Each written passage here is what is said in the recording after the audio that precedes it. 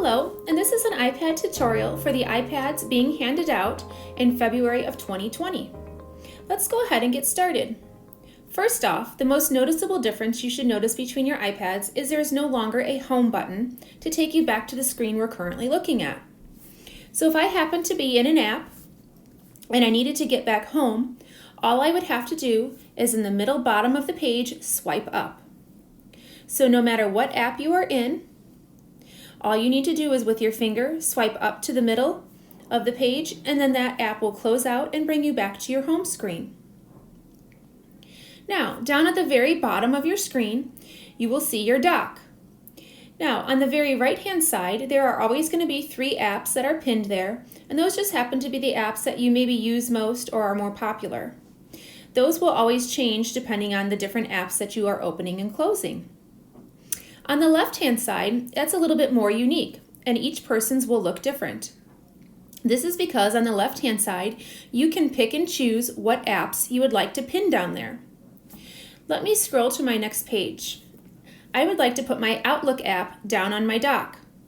All I need to do is hold my Outlook app and drag down and put it down on my dock. When I'm finished at the top right-hand page, I can press Done.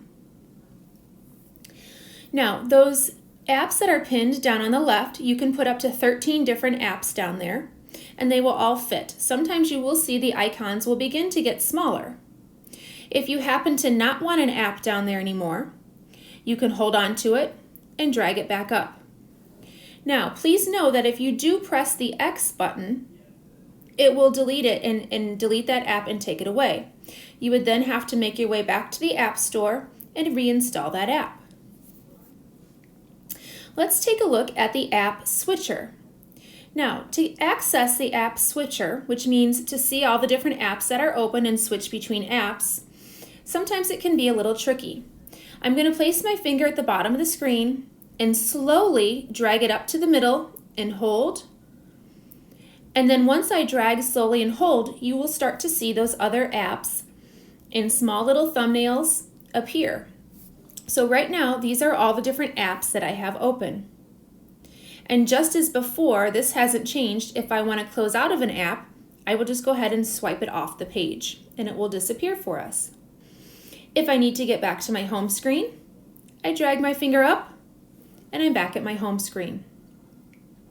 Another little trick for you to see the app switcher is to use 4 fingers and pinch in, or to kind of grab the screen slowly. So I'm just going to take 4 fingers and grab slowly, and all of a sudden those apps appear again.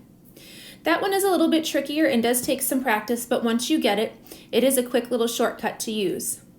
And I'm going to swipe up to go back to my home screen. Let me go ahead and open one of my apps. So here I am in the Diligent Boards app. Now, a neat little thing is also you can switch between apps right from this screen. At the very bottom of my screen, you should see a white bar. Sometimes that bar is white, sometimes it's black, depending on the color of the background. But if I go ahead and run my finger right over that bar and swipe from left to right, I'm able to switch between apps. So I can keep going right to switch between all of my apps. I could also go left if I needed to. So that is very nice because it allows you to switch between the apps that you are working on. I'm going to go ahead and swipe from the middle up and go back to my home screen. One of the nice things on the iPad is at the very top right-hand corner, if you just drag your finger in, you're going to see something that looks like this. This is called your control panel. Now, right here on your control panel, there are a couple things that you wanted to look at. The blue dots that are colored in right now tell me that my Wi-Fi is on and that Bluetooth is also on. So that is something that you can control right from this control center. The other thing that I would like to note is where you see the sunshine. If you press and hold that, it'll open up a couple more options that quite possibly you might like to turn dark mode on your iPad. If you do not like dark mode, where your iPad is more of in a darker black background instead of the white, you can turn that back off. But you can also change the brightness of your screen from here. I'm just going to tap to exit out of that. The other thing that I really wanted to note was the volume button. So you can go ahead and just control your volume from right here as well. So I can turn it off and I can turn it back on. This might be a little easier than actually having to press the volume buttons that are on the case holding your iPad. One other thing that I will show you is the bell. If you go ahead and press that bell, it's on silent mode. That just makes sure that if there happens to be any type of alarms or notifications going off, they will be silenced. There are also other options here which you can customize if you so choose. I'm going to tap my screen to go back to home.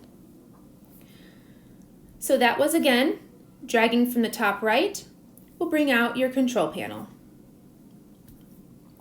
Another thing I'd like to show you about is there's a section on your iPad called Today View.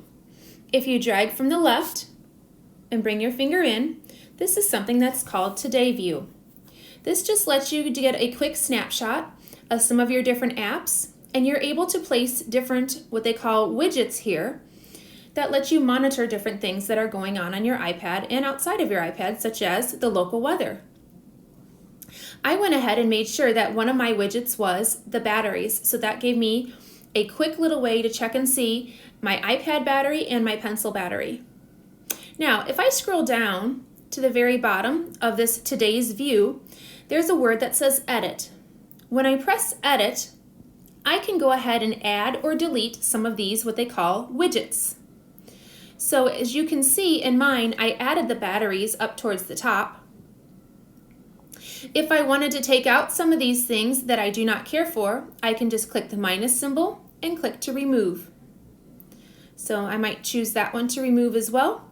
If there is something down below that you choose to want to add there, you can go ahead and click the plus sign, and it would go ahead and add that right up above.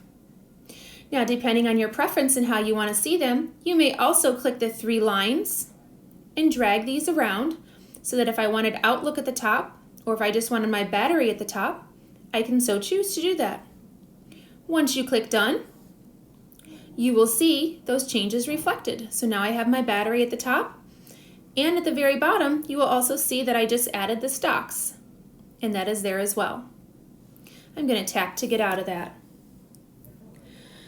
One of the other things that we'll mention today are some of your settings. So if you go into the settings, there's a couple things I wanted to mention. One is the Wi-Fi. So the Wi-Fi you will see should be connected when you are here to the IAA board. It is a password protected Wi-Fi, and that password is automatically pushed out to your iPad. Another thing to note is Bluetooth. Bluetooth should always be on if you would like your pencil to work. If you happen to notice your pencil's not working for some reason, double check your Bluetooth and make sure that Bluetooth is on just by clicking the slider. The other thing is you also want to make sure that your cellular data is on, so you can click that. That way when you have no Wi-Fi, your cellular data will pick up and you still have an internet connection. The last thing I wanted to draw your attention to is down here where it says sounds. You can also adjust your sounds from here.